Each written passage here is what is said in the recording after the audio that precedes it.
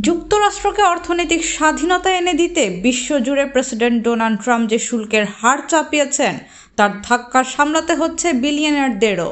ভারতের গণমাধ্যম Times of India জানিয়েছে, শুল্ক নীতি ঘোষণার পর বিলিয়নিয়ারদের পকেট থেকে খসেছে $208 বিলিয়ন। করোনা মহামারীর পর এমন অবনমন আগে কখনো দেখেনি বিলিয়নিয়াররা। এনডিটিভির এক প্রতিবেদন থেকে জানা যায়, বিশ্বের 500 জন ধনী ব্যক্তি হারিয়েছেন এ সম্পদ।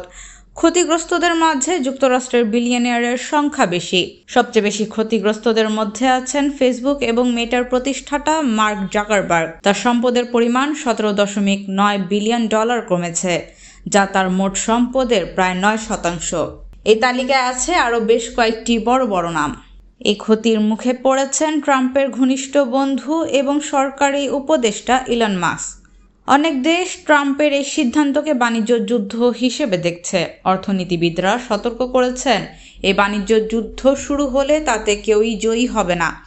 কিন্তু ট্রাম্প শুল্ক আরোপের ঘোষণার এই দিনটিকে যুক্তরাষ্ট্রের অর্থনৈতিক স্বাধীনতা দিবস হিসেবে অভিহিত করে বলেছেন, আমরা একটি স্বাধীন ও সুন্দর জাতি হতে যাচ্ছি।